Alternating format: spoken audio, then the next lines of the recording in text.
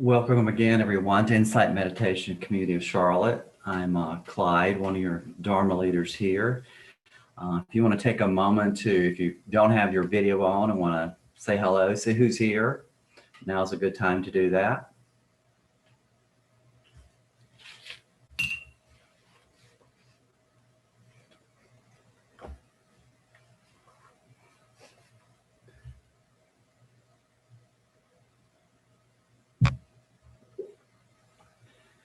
Okay. Well, tonight, it always kind of amazes me how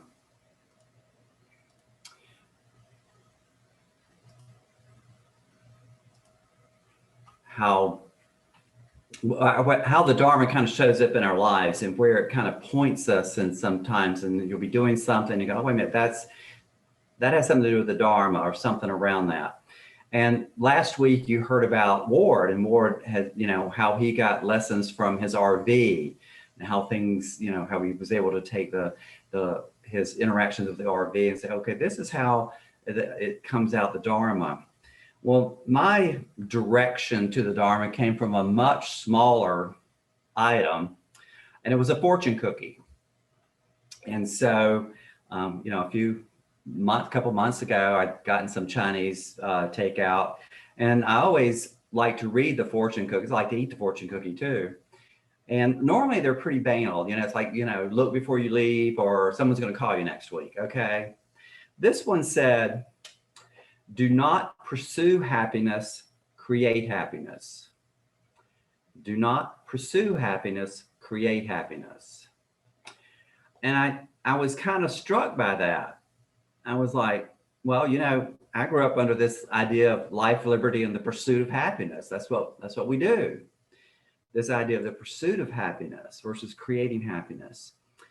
And also in the past few months, I've been dealing with something was kind of minor in my life, but it was with a really good friend of mine who is going about this a new relationship, in a way that I just didn't kind of agree with, didn't see how he did it and all this. So it was kind of bothering me a whole lot. And so I was kind of agitated. It kept coming up, and I was like, why can't I be happy for this person? Why is this getting in the way of my happiness?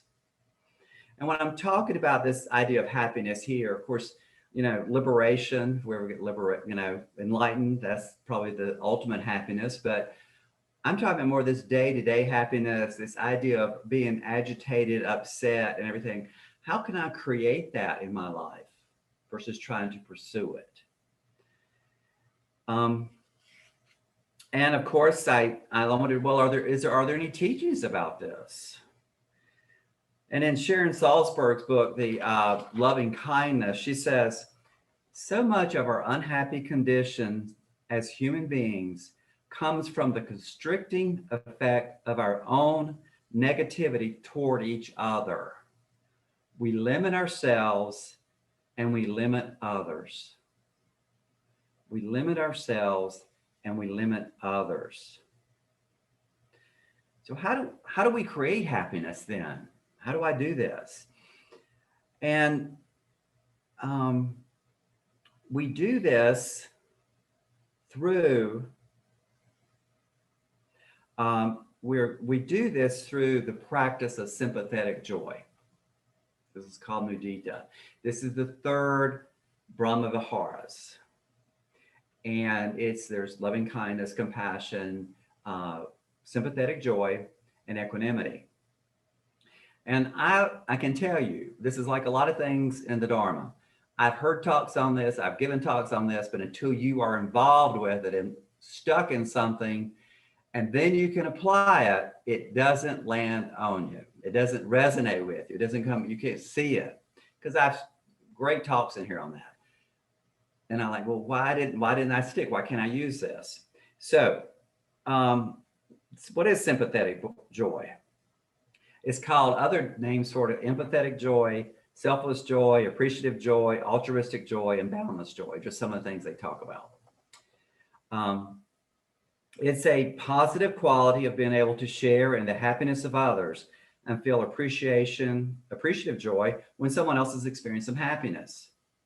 When others are happy or successful, this quality makes one feel happy and joyful as one is experiencing the success and happiness oneself. Well, I was not experiencing this happiness with my friend. I mean, I wasn't happy. I was agitated about it. I don't know what they were doing, but I was not happy. And I was like, why am I not happy? So I kind of looked at happiness. I went and looked at it and said, well, what's going on here? And for me, happiness is kind of a general thing, but you kind of look at like, well, what is this that's getting in the way? What's this negative attitude? What's this constriction that's keeping me from being happy around this particular issue? And in Sharon's book, Sharon Salzberg's book, she tells me what I'm doing wrong. So see if you can identify with any of these.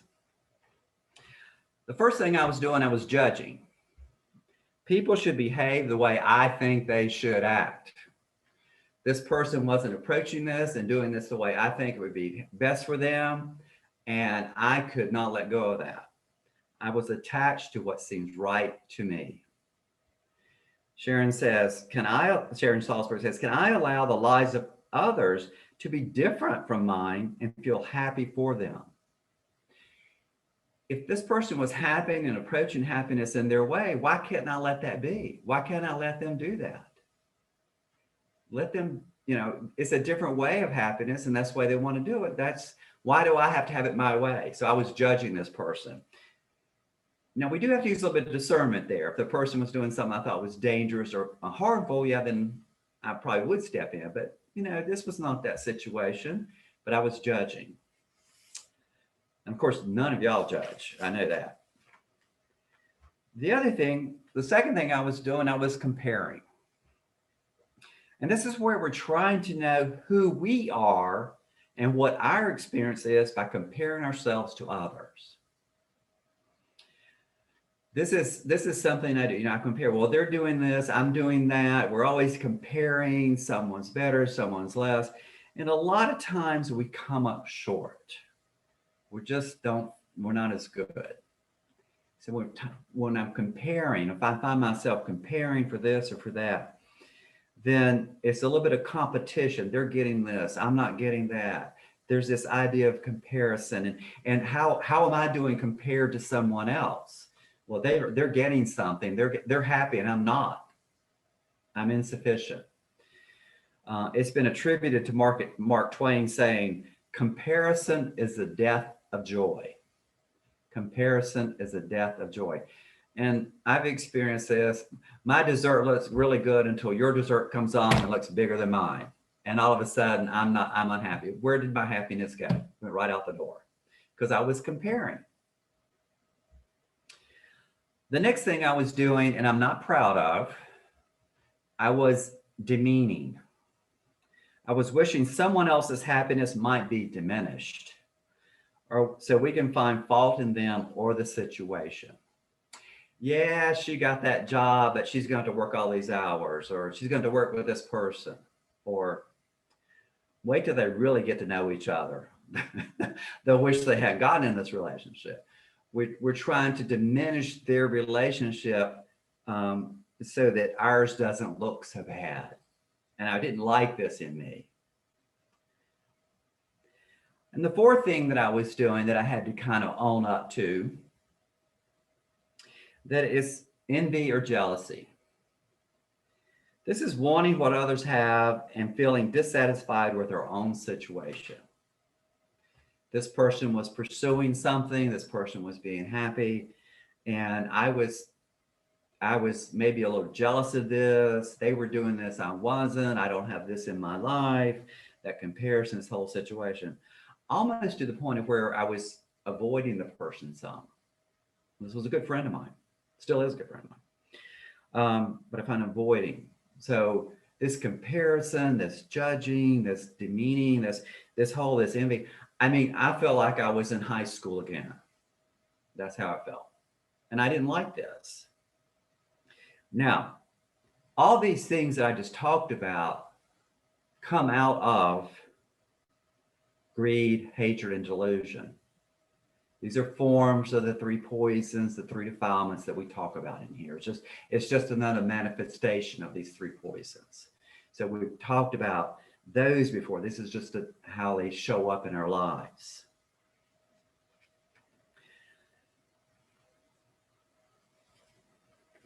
So this is what I would, so in other words, what I said, instead of being happy, these are the, if I wasn't happy, this is what I was feeling instead of being happy for this person. So when I looked around, then we began to look at sympathetic joy. And we see that the practice of sympathetic joy can help us through this. In other words, at the end of the day, I was very resentful. I was angry. I was unbalanced. I was agitated. These thoughts would come up. I'd be sitting there and these thoughts would come up and go like, what am I doing? Why am I thinking about this? I don't want to think about this. But they came up. I was agitated. My equanimity was shot. So this idea of being resentful was there. Now, among the four Brahma Viharas, sympathetic joy is perhaps the most difficult quality to develop and may need greater effort and persistence to cultivate than the other three. Now, I found this real interesting when I read this because it's the one we hear the least about. We do loving kindness meditation. We talk about compassion and about keeping our equanimity. We don't talk a whole lot about sympathetic joy, but it's the one that's the hardest one to develop. And there is like all the other Brahma Viharas, there's a near enemy and a far enemy. The near enemy being insincere, superficial joy. And this is the way I was when I was around my friends. Y'all are doing great. Isn't that nice? Isn't that just great? I mean, and then there's the far enemy, which was resentment and envy. And that's what I was when I wasn't around them. I could see both of those happening. That's the near enemy and the far enemy of sympathetic joy. Now we do this through, how do we develop this? We develop sympathetic joy and this idea of creating happiness in our lives through the practice of sympathetic joy meditation. We do it pretty much the same way we do it with loving kindness and with the other Brahma Viharas. You know, we'll bring someone to mind, and we're going to end tonight with instead of doing a meditation, we will do one of these tonight. The phrases are more like, I'm happy for you and your happiness. I delight in your success. May it continue to grow. I celebrate you and your joy. Now, I wasn't doing any of those things for my friend.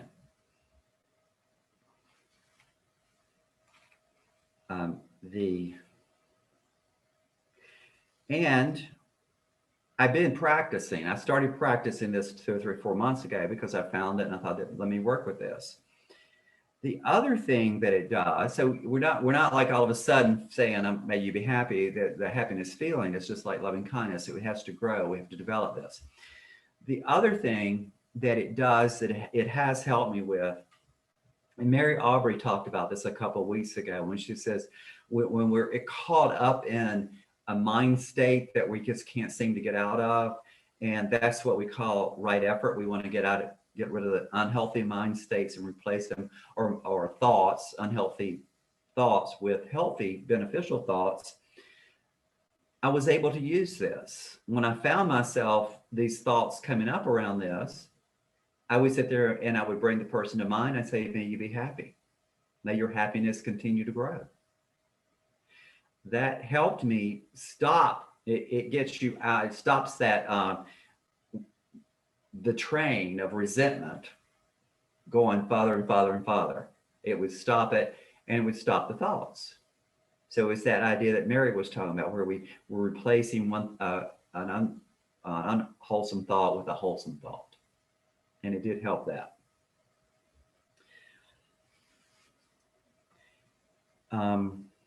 And as far as the resentment, helping with resentment, the Buddha says that he was talking to his son, Venerable Rahula, He said he told him to meditate on sympathetic joy in order to get rid of the negative quality of resentment.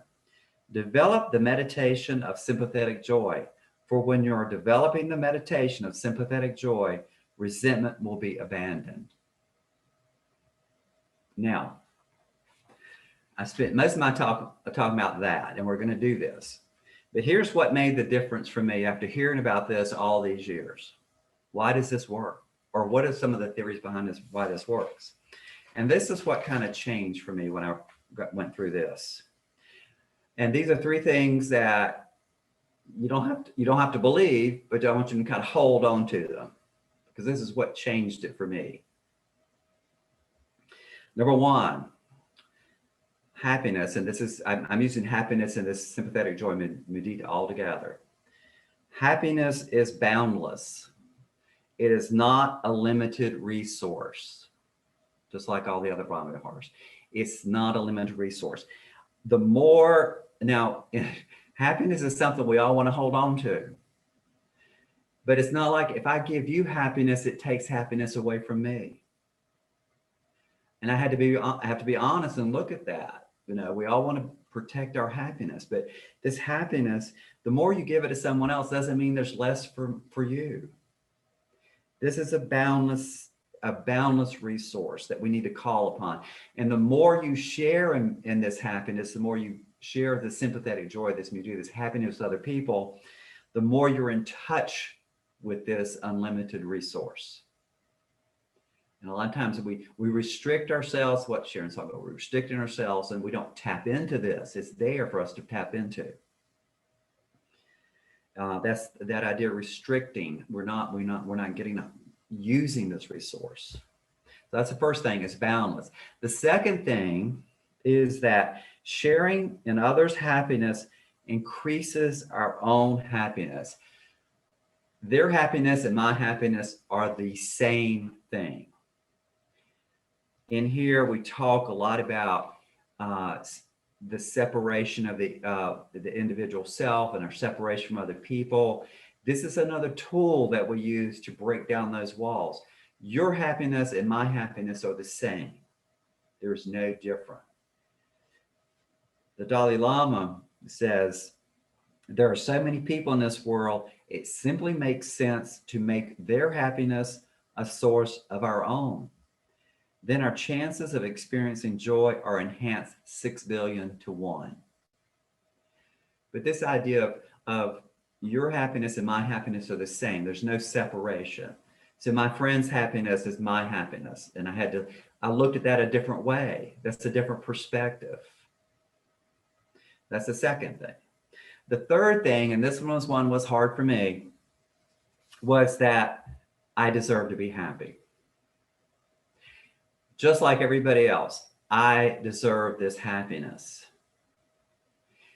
And this idea of sharing the happiness as a balanced source, if you look at some of the phrases, it's empathetic, this selfless, this appreciative, altruistic joy.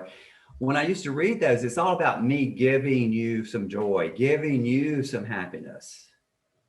That was the perspective I was looking at this from. But if this joy, this happiness belongs to everyone and is not separated, it's mine also. And I can call on it just as much as anybody else can. I deserve to be happy, just like I deserve loving kindness and equanimity and compassion. I deserve happiness just like everybody else is. And some of the sources I read said that you don't usually send sympathetic joy to yourself, but I have some said you can. And I was like, well, how can I wish you happiness if I don't wish happiness for myself? If I don't feel this happiness, how can I wish it for you? So I'm a believer that we deserve this happiness. So it's a boundless source. It is not separate. It's all one happiness, and I deserve it just as much as anyone else. So those are the three things that kind of went, okay, this practice can help to start create happiness.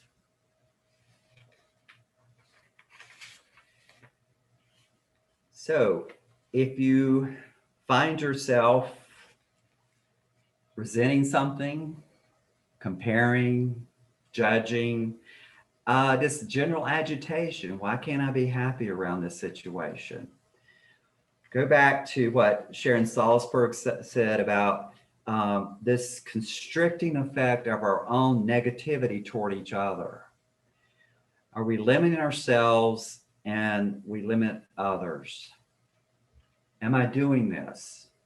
Is there a resource? Yes, there's a sympathetic joy, this boundless that's there for everyone. And it can help me start creating this happiness.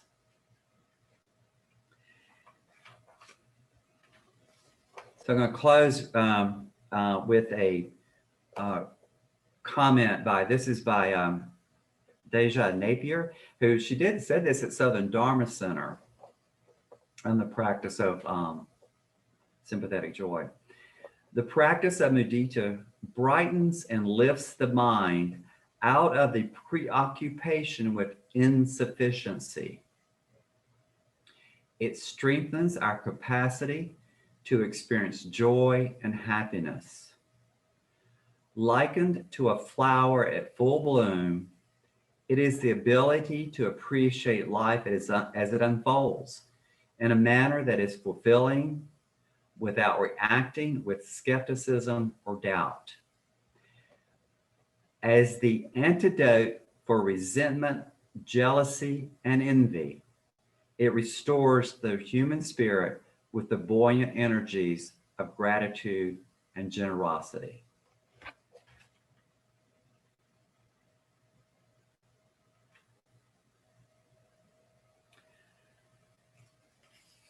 So now we have some time for questions. You can either chat them in, or you can raise your hand and I'll try to let you ask the questions. So either way, we'll be fine.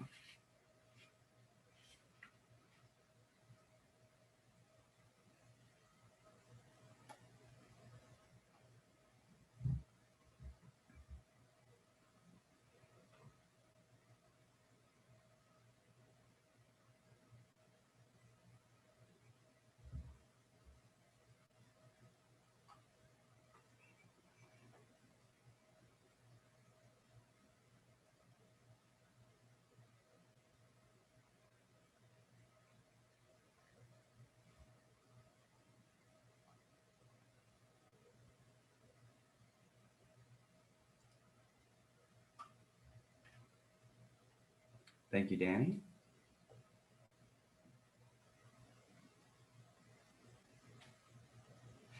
Like I said, is this working? I know is it working for me in my situation? It's helping. It's helping me come out of those murky times when I'm in that. And I think it's given if I continue to practice it, I think it will begin to make a difference, just like all the other Brahma Viharas. The last quote. Okay, I can put that out there.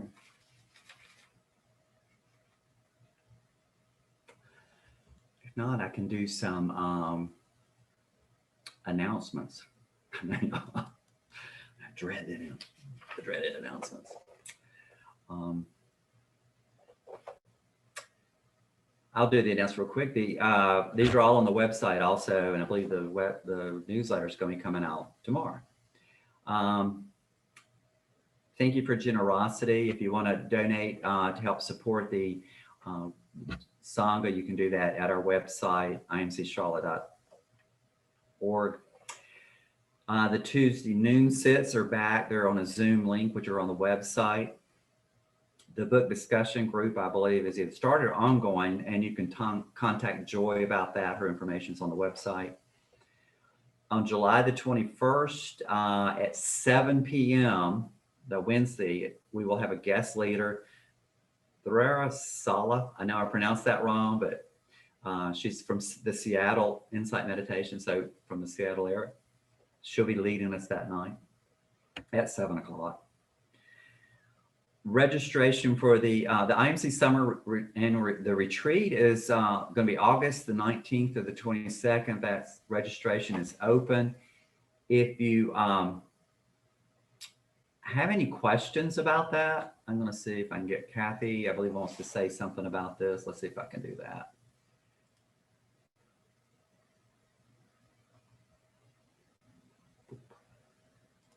Oop, whoop, wrong one.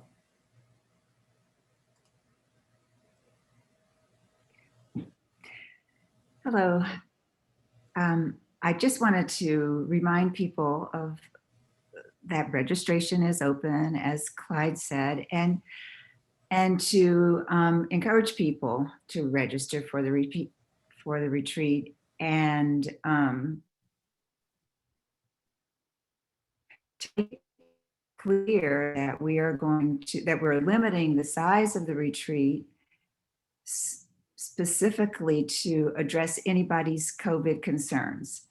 So if you have any particular questions about what we're going to do about COVID, or about any other, maybe you haven't been on a retreat and you would like to know something about how they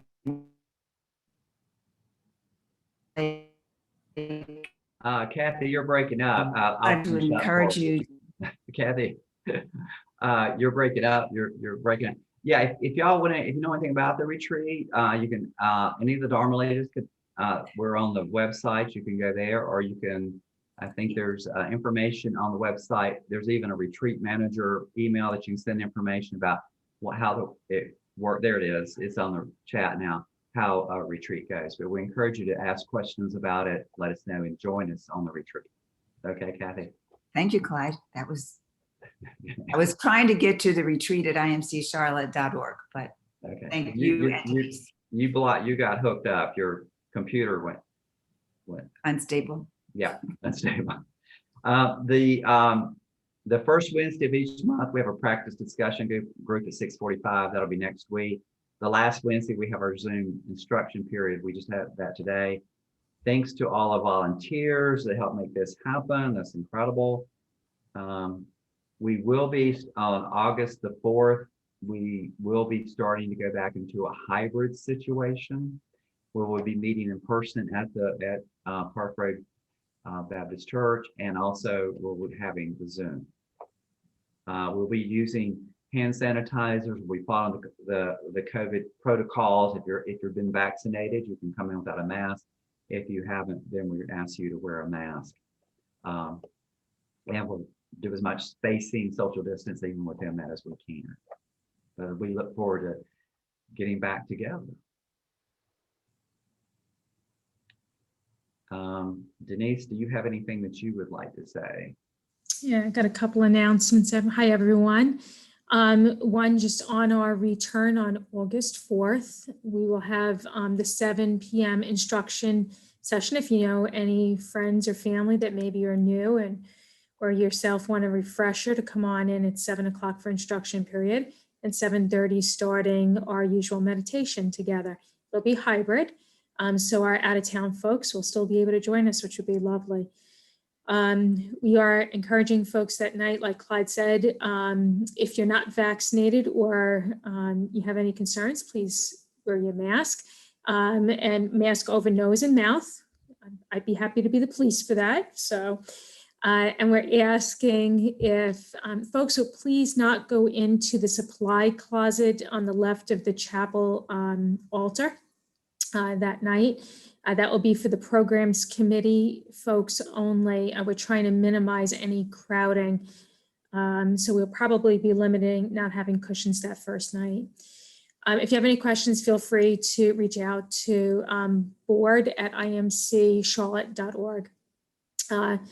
My next announcement is that in July, we start our new fiscal year as a Sangha. So that also means that we have our new board members. So it is with great sympathetic joy that I'd like to introduce Thea Powers and Liz Gabalka as your new co-chairs. I'm now completed my chair duties, and I will still be on the board for another year, but also be joined by Yi Jun Lin, who is our treasurer, Gary Kotler, who is our finance chair, and Kathy Francis, who's on programs and retreat manager. And we have a new member, Jennifer Koss. I think many of you know Jennifer. She has all those insightful questions that usually come from the back of the chapel on the left side, where she always sits. So when we get back together, hopefully be able to congratulate everyone on their positions and share any insights, concerns, or joy with them. Also, our committees renew in July, but I wanted to take a moment to just really thank three folks in particular of our many volunteers. But Elaine Greenberg has served for umpteen years on communications PR as the newsletter editor. And she will now be joining over on Meta, Party People. And she is good at party and holding socials, and we'll be getting back as COVID winds down, Meta and Elaine and socials ramp up. And we also want to thank Marty Stenthouse, who has 5 years or more on the finance committee. And for Gail Goforth, she has served on Meta for more than 5 years, also helping out with all kinds of community activities for the Sangha. So welcome to all of the new folks on the board and positions, and thank you so much to all of our volunteers. We can't do it without you. And I think I've spent enough time now. Thank you everyone for listening to me, and be well. Debbie George has a quick announcement also. Yes, thank you. Clyde, thanks again for that talk. It was wonderful. And congratulations, Denise, for being able to move on. I just wanted to reiterate what I offered a few weeks ago about KM groups, that we have a couple folks that would like to form a group. And this time I want to emphasize that if you're not sure you are a candidate for a Kalyana Mita group, a KM group, please go to our website and you can go under the Meta heading. Is that right, Denise? And learn about a little bit more about, this is a kind of a more incubator, once a month meeting with a small group where you study and practice together. They've been going on from Zoom and may continue. This new group will decide if it's going to be a Zoom group or in person. But please feel free to email me, yogamom@postprovisions.com, which is on our website, with any questions that you might have. And maybe we can get a new group launched. Thank you all. Thank you, Clyde. Thank you, Denise, for your service to the Sangha. So now we will we'll try a sympathetic joy meditation for our closing versus doing metta. But it's very similar. You want to take a comfortable meditation position.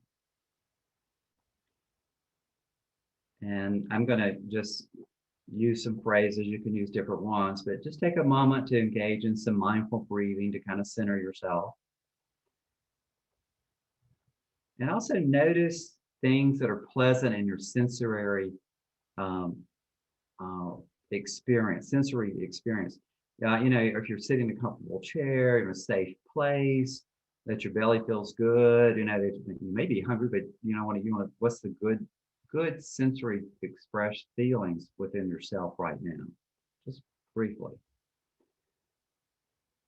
And bring to mind someone that is doing well now, is successful or happy, something they've accomplished. Bring this person to mind and picture them in that state of happiness and ease. And notice how you feel. And as you're picturing them, just recite some phrases to yourself. I'm happy for you and your happiness. I celebrate you and your joy.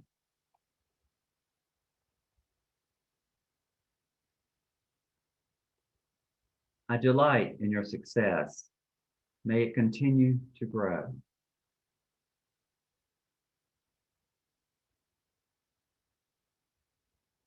May you enjoy success and appreciation.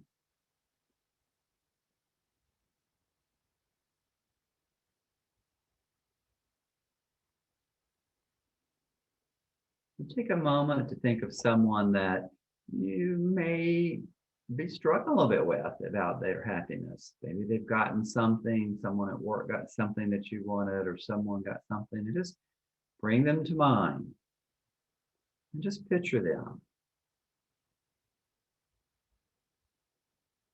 and say, I'm happy for you and your happiness. I celebrate you and your joy. I delight in your success. May it continue to grow.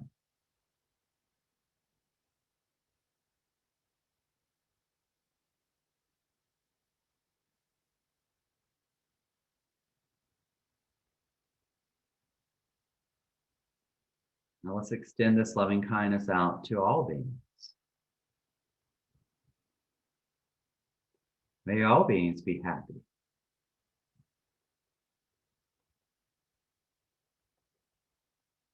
May all beings be successful.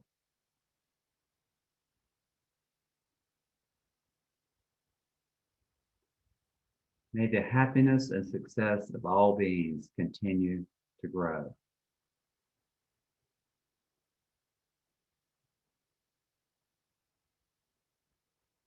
Now, we're feeling this happiness for all beings.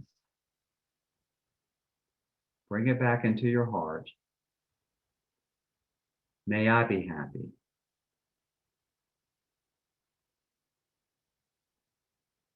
May I be successful.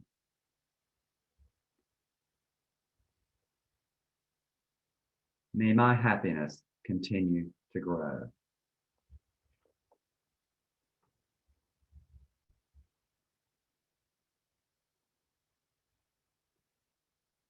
And may any benefit that we receive from tonight's practice be for the liberation of all beings everywhere. May all beings be free. May all beings be happy.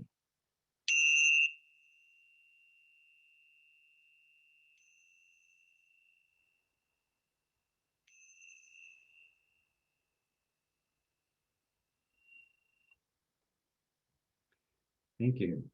Have a great evening.